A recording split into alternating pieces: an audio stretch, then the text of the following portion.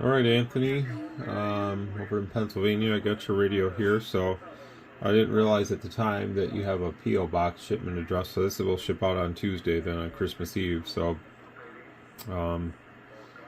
well, technically maybe today still, depending on, because I have the one option with UPS where they do let the USPS do the final delivery. So I'll figure it out, whichever way is the best way, that's the way I'll send it. So, but sometimes it's better just to use the post office when it's going to a P.O. box. So let's look at your radio here really quick. So this is the radio that you're going to get here. Whoops, sorry about that. I haven't done anything to it yet other than update the firmware and do the PC programming thing that I do to it. So that's it. I'm going to do the alignment. I'm going to skip over all that stuff because I got a few other radios to get done, and I want to get done and enjoy the holiday. So I do apologize for anybody that you're not going to get much of a video today, but just rest assured everything is done that I always do.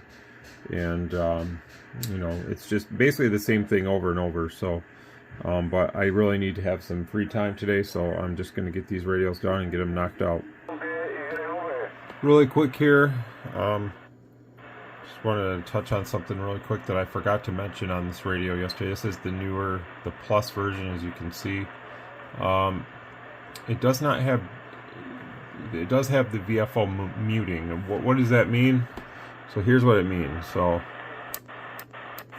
you can hear it momentarily pause the voice. For the 12 days of Christmas. It's there, it's really quick. You'd never really notice it unless somebody pointed it out to you. But if you have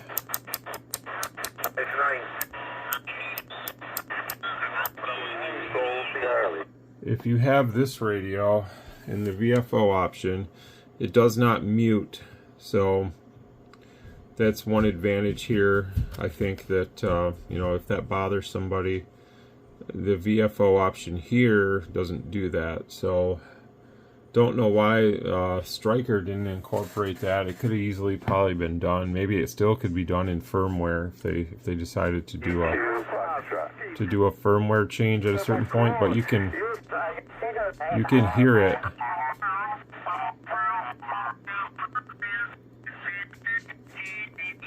It's harder to, when the band is crowded, you don't notice it as much, but you can hear that break in the sound as it switches. The reason that is, I believe the firmware is written to basically operate like this. Whoops. So whatever we're at here, normally the radio will default 10K. So there needs to be a momentary lapse there for that. But we don't need that. We don't need that in the VFO mode. So I don't know if that's something maybe they could take away in firmware. I feel like they could do something like that.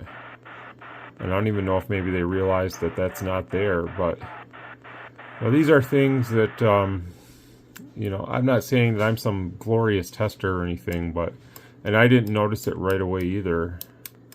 But it is something that you would like to see it not do this.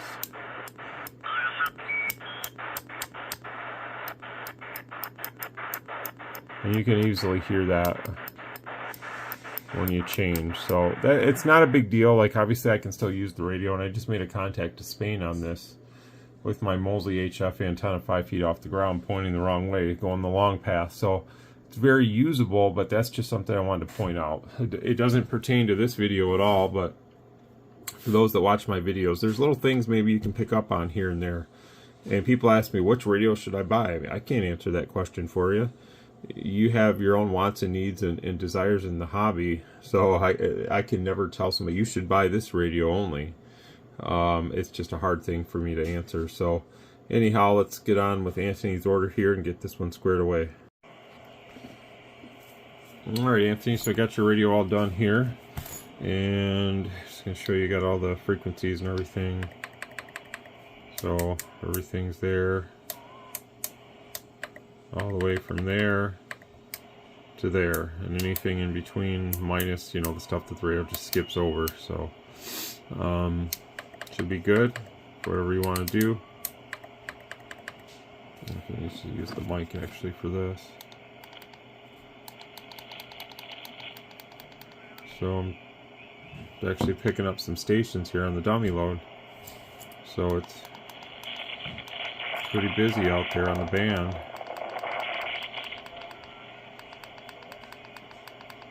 Somebody's coming in pretty dang strong for me to pick them up in here. Wouldn't be the first time that happened though. So anyways, let's get this quickly tested out for you and get this one ready to go. So you have your light that turns red. If you don't like that, you can obviously switch the color in the menu for whatever color you prefer. You can leave it green and it'll always stay green if that's how you want it to look.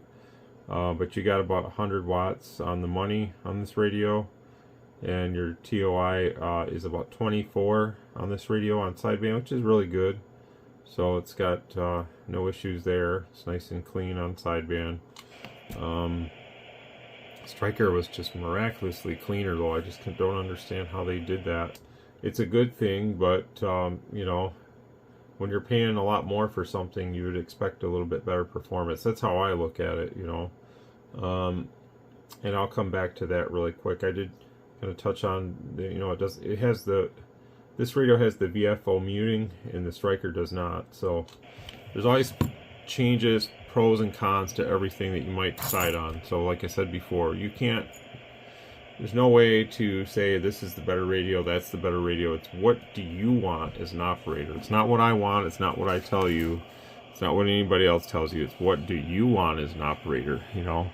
And I always tell people, you have to make that choice for yourself. There's nothing I can do to sway you.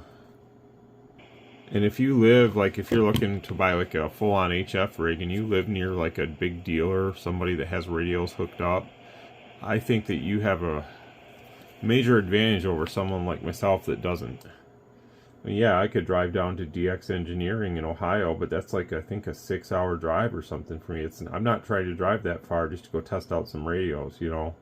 So somebody like me, this is your AM, by the way. Somebody like me has to just depend on reviews and what people say in videos and stuff like that. So, you know, I would love to have like a store like that, like a HRO or DX Engineering or a Gigaparts in my state, somewhere where I could go. I think the closest HRO is Milwaukee, which is too far to go to also. So, you know, if you have something like that and say you're looking to make like a really big purchase, you know, you want to go test that stuff, go check them out, go use them, you know. Something like that, because usually they have display models and stuff that you can play with and you can go and try it out. Because just because somebody else likes something doesn't mean that you will as an operator. And that's something we all have, certain things that we like and certain things that we don't like.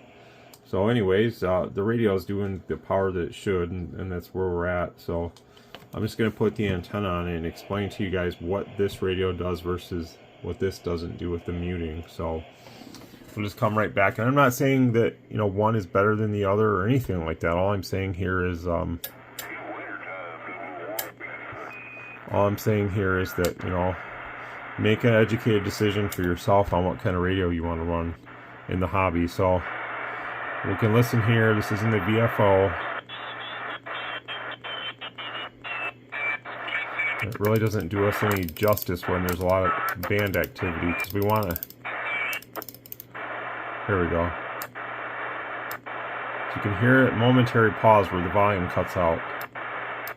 There's nothing wrong with the radio. All radios have been like this forever. These kind of radios. So this isn't anything like this is a downfall to the radio. I think that they could fix this in firmware and actually make it the way the QT80 and the Quad 6 Pro is. Summit on the air. Summit on the air. Summit to park. Over. You can hear that. So let's see. We'll put the other radio on this frequency and then we'll just tune around and you'll see the difference. So this is the example of this radio that does not have the muting on the VFO. So I'm just going to use the mic. You can see I'm changing frequency, and you notice how there's no cutoff on sound. We don't lose any sound when we change. We can go here, Doesn't matter. We hear the static. It's not pause, pause, pause. So for the ham radio enthusiasts, they're going to enjoy this a lot more, because we're never on one frequency for very long. We're usually moving around unless you're parked there trying to do like a de-expedition, or you're running a contest station or something like that. So you can notice there's no pause between the radio, when we make step changes. That was your icon there. Nice radio.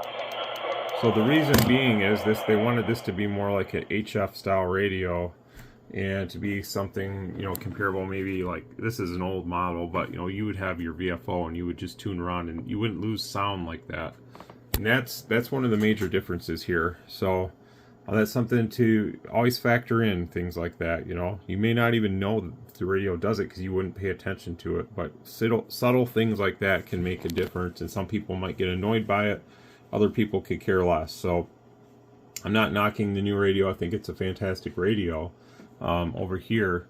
All I'm saying is that I wish they would have incorporated it, because I feel like they very easily could have, and maybe still they could with firmware or something later. So there's always going to be things that, if they would have sent me one, I would have asked for that on this radio. If they would have sent me one of these before it was released, I would have said, hey, can you make this do this? And I would have showed a video.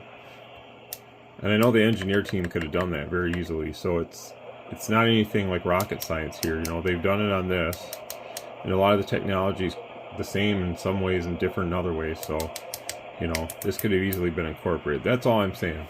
So don't misconstrue what I'm saying as one's better than the other, and one's this and one's that, because my opinion doesn't mean anything. It's the people that buy and use the radios. That's where it counts.